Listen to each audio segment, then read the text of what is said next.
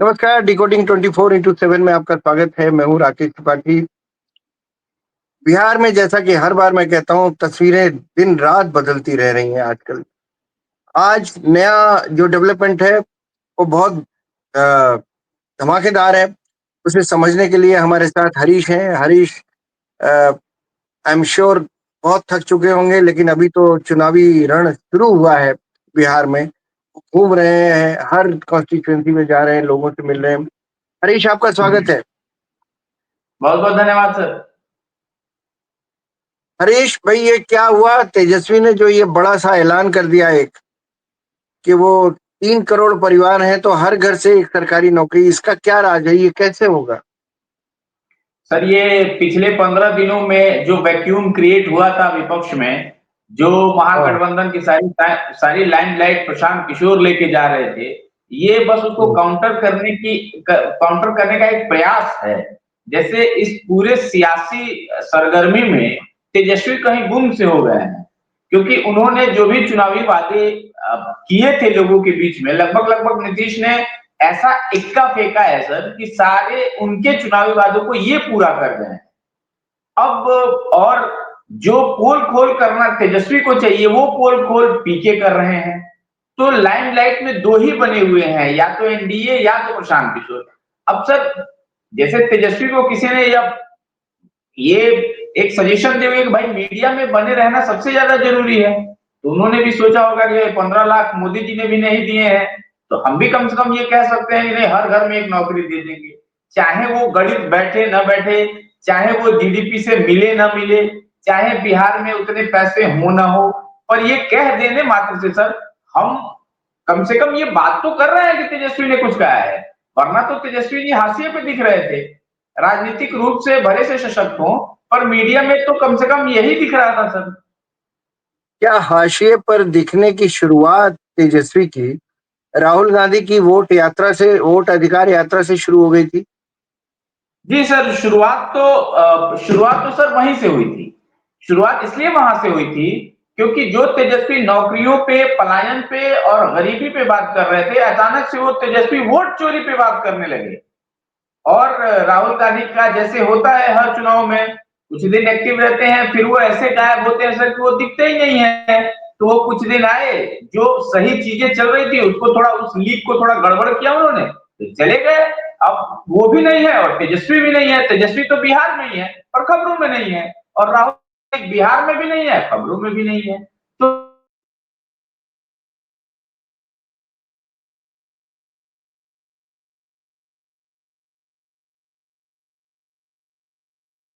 वो क्या कहते हैं कि हर घर में एक नौकरी दे देंगे। और 15 लाख बार बार सर इसलिए आ रहा है क्योंकि 15 लाख बहुत चला, आपको तो पता ही है। तो इसलिए सर ये बात जो है बार बार निकल के आ रही है, और तेजस्वी जी ने एक प्रयास किया है मीडिया में बने रहने का। क्या ये संभव है 3 करोड़ नौकरियां? क्योंकि ये तो सर ये भारत में इतनी सरकारी नौकरियां नहीं होंगी मेरे ख्याल से। सर ये इम्पॉसिबल नहीं है, यह नेक्स्ट टू इम्पॉसिबल है, यानी ये तो हो ही नहीं सकता। एक बार को हम ये कह सकते हैं कि वापस से नीतीश और तेजस्वी साथ आ सकते हैं, ये लोग विश्वास कर सकते हैं। पर ये विश्वास कतई नहीं कर सकते कि 3 करोड़ परिवार में हर एक व्यक्ति को नौकरी मिल जाएगी। सर 70-75 सालों के इतिहास में, बिहार के इतिहास में सारे सबको जोड़ दे, एडहॉक की नौकरी जोड़ दें और कॉन्ट्रेक्चुअल जोड़ दें, परमानेंट जॉब गवर्नमेंट सर्विस वाली जोड़ दें, तो 26 लाख लोगों के पास नौकरियां हैं सरकार से जुड़ी हुई, यानी सरकारी नौकरियां। तेजस्वी जी कह रहे हैं कि हम 3 करोड़ परिवारों को नौकरी देंगे, एक एक व्यक्ति को, यानी 3 करोड़ लोगों को वो नौकरी दे देंगे। बिहार की कुल जीडीपी सर 3.5 लाख करोड़ की है। अब आप बताइए कि इसमें वो कैसे देंगे और क्या करेंगे। कोसों, हकीकत से कोसों दूर का ये सब प्रयास है। लेकिन मैं जानता हूं, और लोग भले से कुछ भी कहें, मुझे पता है कि तेजस्वी को वो मीडिया स्पेस चाहिए था जो खो गया था। वो बात करते हुए भी खुद में, मतलब ऐसा होता है ना कि कॉन्फिडेंस में कहें, तो कॉन्फिडेंस तो दिख नहीं रहा था, लप्पेबाजी दिख रही थी सर। और लगभग लगभग सारे पत्रकारों को ये पता है कि ये लप्पेबाजी के अलावा और कुछ भी नहीं है सर। लेकिन हम हमेशा जानते हैं कि बिहार की जनता, चाहे अशिक्षित हो, लेकिन पॉलिटिकली बहुत अवेयर होती है। तो क्या ऐसी जनता के बीच में जाकर इस तरह की बात करेंगे, तो क्या कोई सवाल नहीं पूछेगा खुद से कि ये कैसे हो संभव है? ये भी तो बिहार में हो सकता ही है। सर जैसे आपने कहा कि कोई सवाल नहीं करेगा, तो सर सवाल करेगा तब तो तेजस्वी मीडिया के बाइट्स में बने रहेंगे, मीडिया की सुर्खियों में रहेंगे। मैं आपसे ये कह रहा हूं कि तेजस्वी जो मुख्यमंत्री के सबसे बड़े कैंडिडेट थे, वो पिछले 15 दिन, 20 दिन, 1 महीने से खबरों से बाहर हैं सर। ये सिर्फ मीडिया की लाइमलाइट लेने का प्रयास है सर, दूसरा कुछ नहीं है। और जिस तरीके महागठबंधन की राजनीति को आप समझिए सर, मुस्लिम यादव की राजनीति जो है ना सर, इससे बढ़ के ये कुछ भी नहीं है। आप खुद से देखिए कि एडिशनल वोट्स कितने ऐड ऑन कर पाए हैं तेजस्वी यादव, राहुल गांधी। ये वही, अब तक ये वही वोट पा रहे हैं सर, जो लालू जी ने जिस समीकरण पे इतने दिनों तक राज किया, उसी समीकरण में लगभग लगभग वही वोट प्रतिशत इनका है, इसमें एडिशनल वोट्स नहीं है। क्योंकि तेजस्वी युवा थे और कुछ नौकरियों की बात कर रहे थे, तो कुछ जिन्होंने नौकरियां पाई या जो उससे जुड़े हुए हैं वो उनकी तरफ आकर्षित हो रहे थे, पर राहुल गांधी ने उसको भी खत्म कर दिया वोट चोरी से जोड़ के।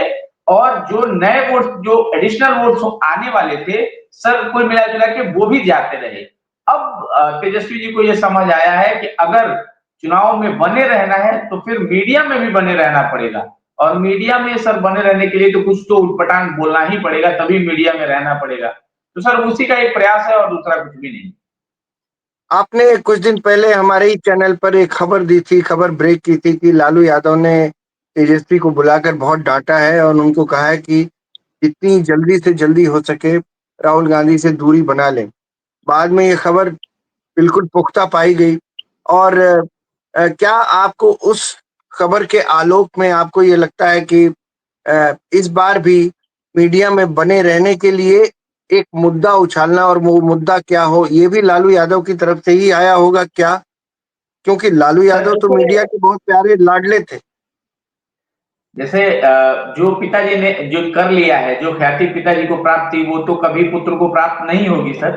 पर हाँ, ये बिल्कुल सही है कि कुछ तो मायने हैं लालू यादव के, और कुछ मुद्दे अभी भी हैं। लालू यादव अभी भी सर गाइड कर रहे हैं, कहीं ना कहीं गाइड करते ही हैं। क्योंकि बिना उनके गाइडेंस के मुझे लगता है कि तेजस्वी और तेज प्रताप दोनों ही लोग अपने मूल रास्ते को, वो मूल रास्ते से विक्षोभ की तरफ चले जाएंगे। इसलिए बार बार लालू प्रसाद यादव को इसमें एक्टिव होना पड़ता है। आप देखिए सर, पिछले एक एक महीने से जिस तरीके से प्रशांत किशोर ने अपनी अपनी राजनीति में अपनी जगह बनाई है, खास करके बिहार की राजनीति में, और जिस तरीके से मीडिया अटेंशन उन्होंने पाया है पिछले एक महीने में सर, शायद ही कोई मीडिया ग्रुप ऐसा हो जिसने प्रशांत किशोर का इंटरव्यू न किया हो। इसके क्या मायने हैं सर? इसके मायने ये है कि लोग प्रशांत किशोर को सुनना चाहते हैं, देखना चाहते हैं। इसमें कहीं ना कहीं तेजस्वी को नुकसान हो रहा है, जिसके लिए अब वापिस से लालू प्रसाद यादव ने, शायद लालू प्रसाद यादव ने कमान संभाली है कि नहीं भाई, आप अब मैं जैसा कहता हूं आप वैसा करिए।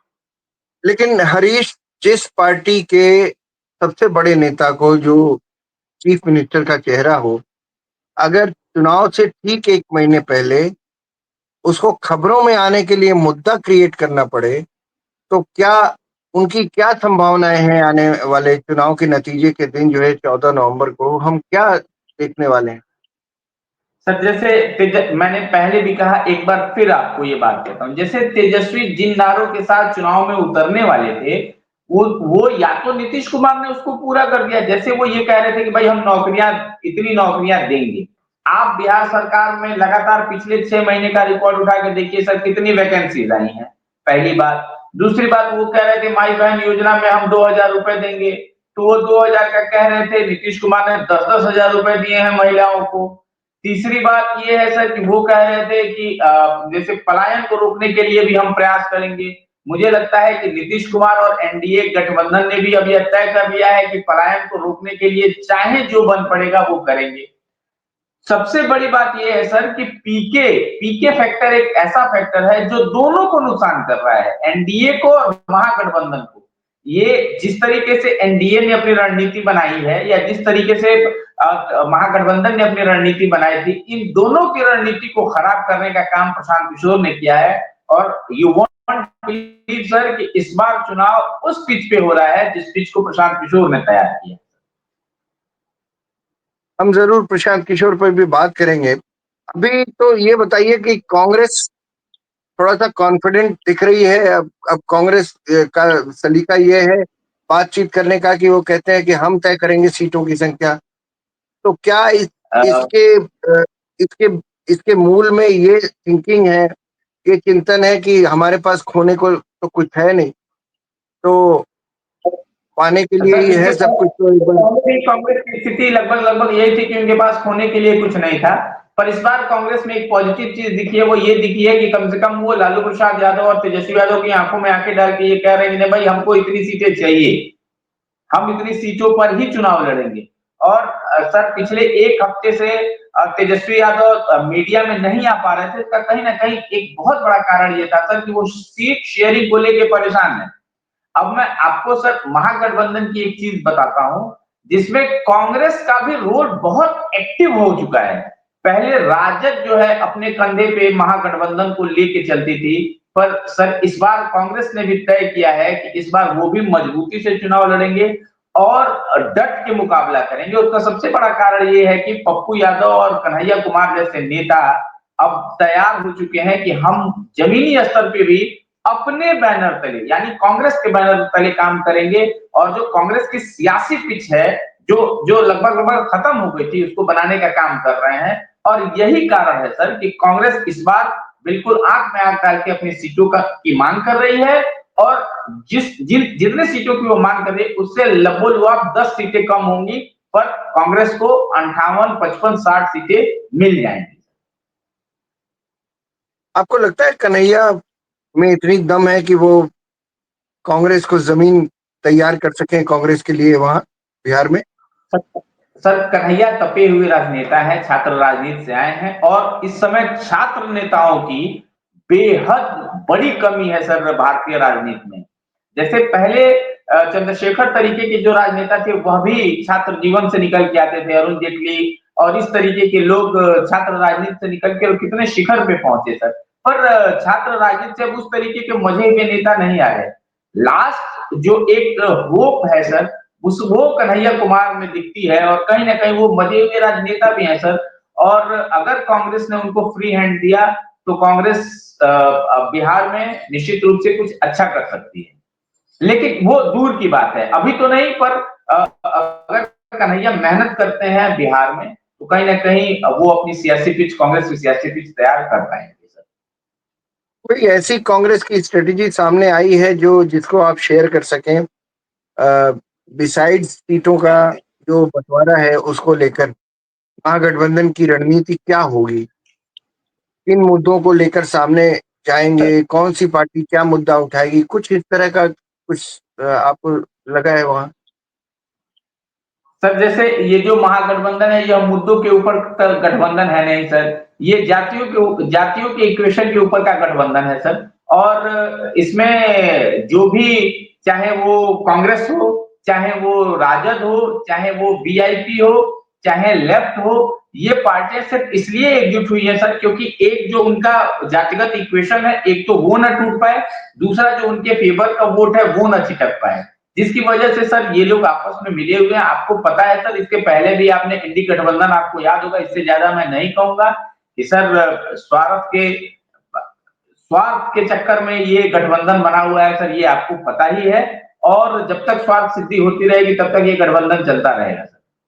लेकिन कुछ इस तरह की दिक्कतें तो एनडीए में भी आ रही हैं। आज मैंने सुना कि चिराग पासवान से मिलने के लिए एनडीए के एक नेता बैठे हुए थे पटना में, लेकिन बात बात ही नहीं हो पाई।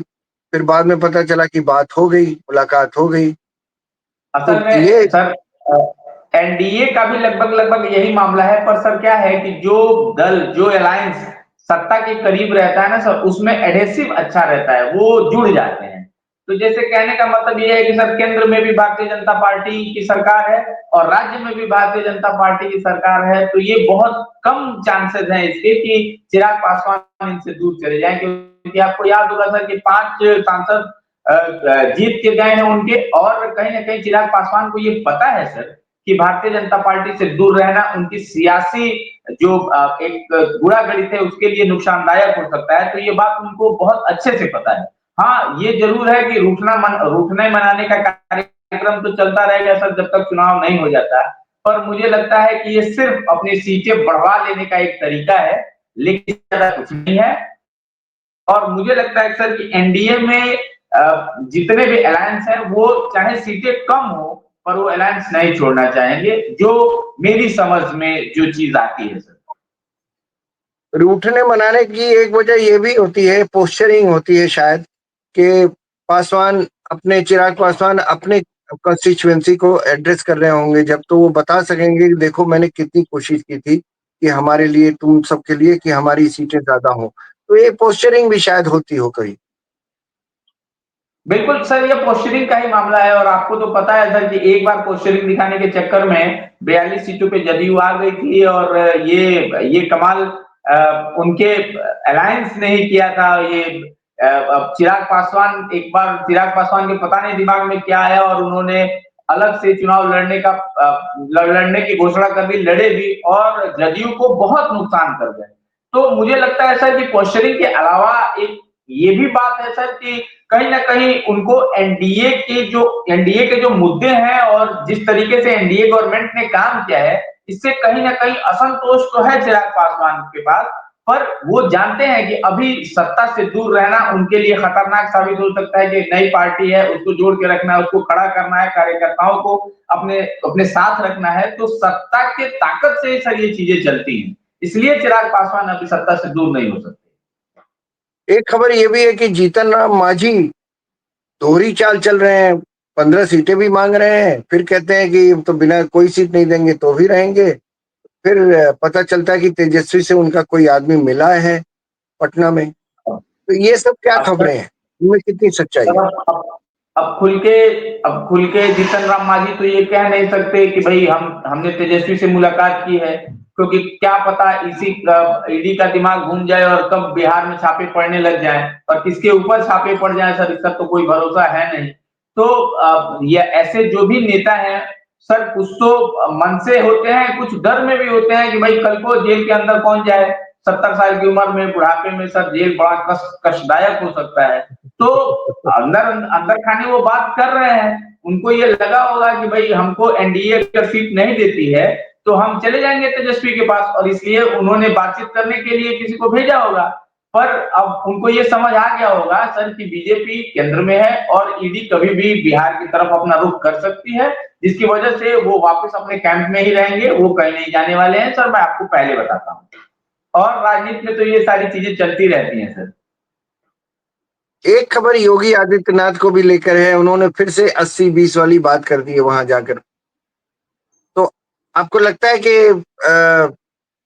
ये सब इसका इसका असर पड़ेगा, और एनडीए को लग रहा है कि इसका इस तरह की बातें करें, ये स्ट्रेटेजिकली ये किया गया? सर जैसे योगी आदित्यनाथ की बात करें हम, तो उनका ट्रैक रिकॉर्ड बहुत अच्छा रहा है चुनाव में। वो जहां भी प्रचार करने के लिए जाते हैं वहां उनका स्ट्राइक रेट अच्छा रहा है।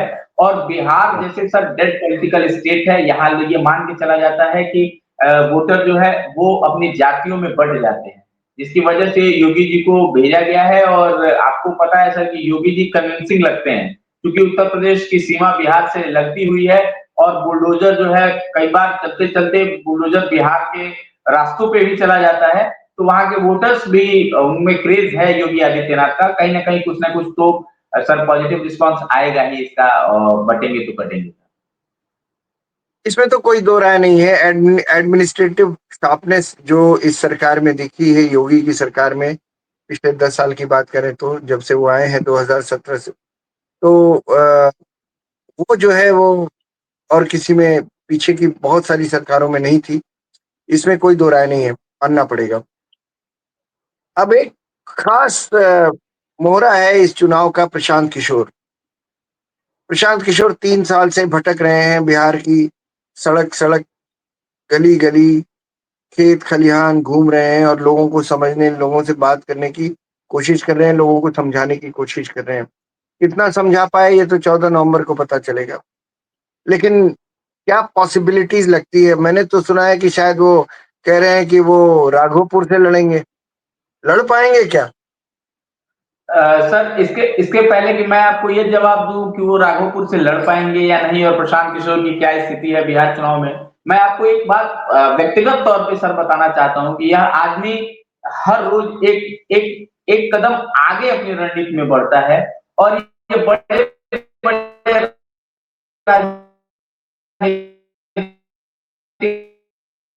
पंडितों को भी झूठा साबित कर देता है सर। इसको देखने के बाद आपको ये लगेगा कि या तो ये बहुत होशियार है या बिल्कुल लंपट है। इसलिए सर क्योंकि इस आदमी, अभी आप सोच रहे होंगे कि ये कोई सेफ राजनीति करेगा, तब तक ये इतना अनसेफ पॉलिटिक्स पे उतर जाता है सर। आप बताइए ऐसा कौन सा व्यक्ति होगा सर जो ये कहे कि मैं मुख्यमंत्री के रेस में, उम्मीदवारों की रेस में जो सबसे बड़ा नाम है मैं उसके खिलाफ चुनाव लड़ूंगा और राघोपुर जाके लड़ूंगा। सर ये तो यही साबित करता है या तो ये आदमी बहुत होशियार है या फिर बिल्कुल लंपट है। पर इसके ट्रैक रिकॉर्ड को देखते हुए इसको इग्नोर नहीं किया जा सकता सर। ये बार बार कहना कि मैं राघोपुर से लड़ूंगा, और बिहार, उन्होंने एक बार एक स्टेज से एक बात कही थी सर कि बिहार का कोई भी नेता हो जो अपने आप को बहुत बड़ा नेता समझता हो, मैं उसको चैलेंज करता हूं कि वो जहां कहेगा मैं वहां लड़ूंगा और उसको दिखाऊंगा हरा के कि देखो बिहार में राजनीति करते कैसे हैं। और सर दबी जुबान ये बात चल भी रही है कि शायद प्रशांत किशोर राघोपुर से चुनाव लड़ सकते हैं। मैं इसको इक्वेट करूंगा, बनारस में केजरीवाल भी लड़े थे मोदी के खिलाफ। तो जब आपको, वही बात है सर कि जब आपको खबरों में आना होता है तो आप इस तरह के दांव चलते हैं, और उस दांव से आपका पर्सोना जो है बड़ा होता है, इसमें कोई दो राय नहीं। अगर प्रतिद्वंदी बड़ा है और उसके खिलाफ आप खेलने के लिए उतरे हैं, तो पर्सोना आपका बड़ा होता है। राजनीति के गणित समझने और समझाने के लिए तो प्रशांत किशोर से बढ़िया कोई नहीं है, लेकिन राजनीति की फील्ड में उतरे पहली बार हैं, तो जाहिर सी बात है तेजस्वी उनका सबसे बड़ा मोहरा है बिहार में, आरजेडी का और महागठबंधन का। तो उसके खिलाफ मुझे लगता है अगर उतरने की बात कर रहे हैं तो इसका मतलब है कि खबरों में बने रहेंगे, और उससे मान लीजिए कि इनकी उनको नहीं भी, अगर वो हार भी गए तो इस वजह से उन्हें दूसरी सीटों पर फायदा मिल सकता है उनके दूसरे कैंडिडेट्स को। मुझे ऐसा लगता है शायद इसका आकलन करने के बाद उन्होंने ये फैसला किया हो। बहरहाल मुझे ये बताइए कि प्रशांत किशोर 3 साल से लोगों को समझा रहे हैं, कितना समझा पाए? आप तो बहुत घूमे हैं लोगों के साथ।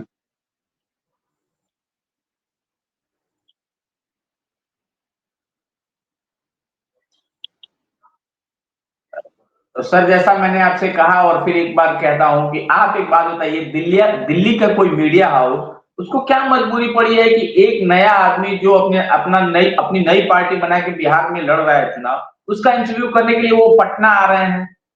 आप खुद से देखिए, ये किसी के बताने की जरूरत नहीं है, ये तो सामने दिख रहा है सर। कोई ऐसा मीडिया हाउस नहीं बचा है जो प्रशांत किशोर के पीछे भाग नहीं रहा कि आप हमको इंटरव्यू दे दीजिए। वो सिर्फ इसलिए क्योंकि लोग सुन रहे हैं सर, वो जहां जाते हैं वहां भीड़ इकट्ठी हो जाती है। मैंने जो वो जिस चैनल को मैंने इंटरव्यू देते हैं वो उसके व्यूज बढ़ जाते हैं। कहीं ना कहीं इस आदमी की एक छाप मेरे तो ख्याल है, से पर वो मेरे वोट ख्याल में कितना सर। मेरे ख्याल से हरीश, ये ऐसा इसलिए हो रहा है, सर व्यूज इसलिए बढ़ते हैं लोगों के, क्योंकि जिस राजनीतिक चेतना को अपनी अपने मानस में बिठाकर वो निकले हैं, वो बड़ी सच्ची लगती है। उनका बातचीत करने का तरीका, उनका, आप उनका हुलिया देखिए। इसके पहले जब वो राजनीति में उतरे नहीं थे, ये पद यात्रा के लिए उतरे नहीं थे, उसके पहले उनका हुलिया देखिए, और आज देखिए बाल इधर जा रहे हैं, पसीना इधर बह रहा है, गमछा लिए हुए हैं, लग रहा है कोई आदमी संघर्ष कर रहा है। पद यात्रा ऐसी होनी चाहिए, बेशक वो जीते न जीते, लेकिन उन्होंने कम से कम ये दिखाया है कि अगर ईमानदारी से पद यात्रा आप करें तो वो पद यात्रा ऐसी होनी चाहिए। कम से कम ये तो उन्होंने दिखाया ही है। तो इससे क्या प्रभावित हुए हैं वहां के लोग, और किन वर्गों के लोग प्रभावित हुए हैं?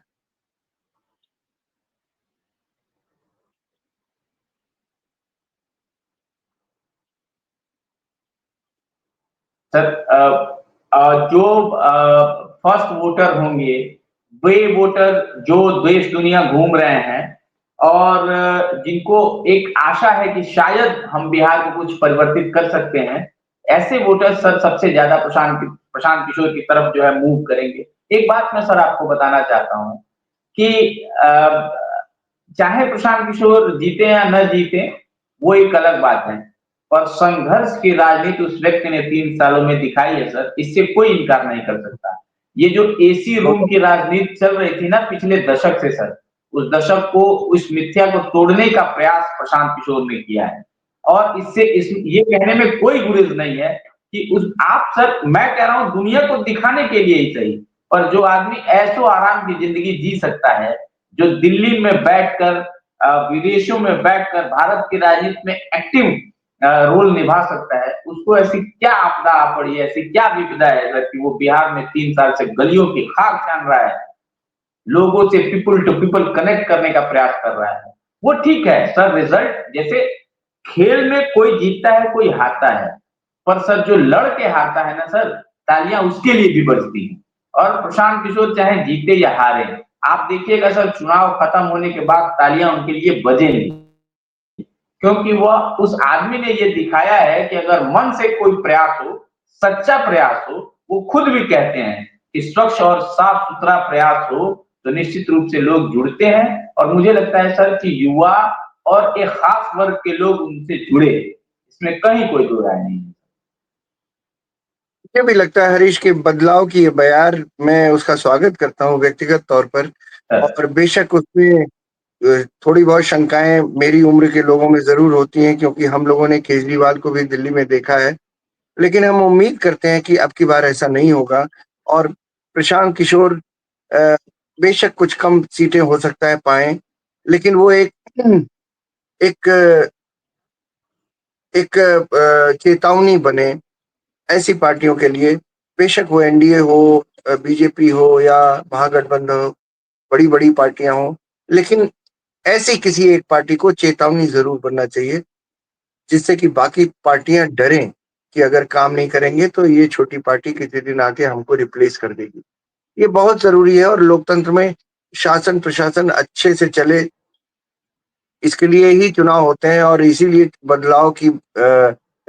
बदलाव के चांसेस दिए जाते हैं हर 5 साल पे लोगों को। मुझे उम्मीद है हरीश कि आप अगली बार जब हम मिलेंगे तो आप फिर से कोई नई खबर लेकर आएंगे, और अ, आपके चुटीले अंदाज में उसको समझने की कोशिश हमारे दर्शक भी करेंगे। बहुत बहुत शुक्रिया हरीश, आपका इस विषय पर हमारे स्टूडियो आने के लिए।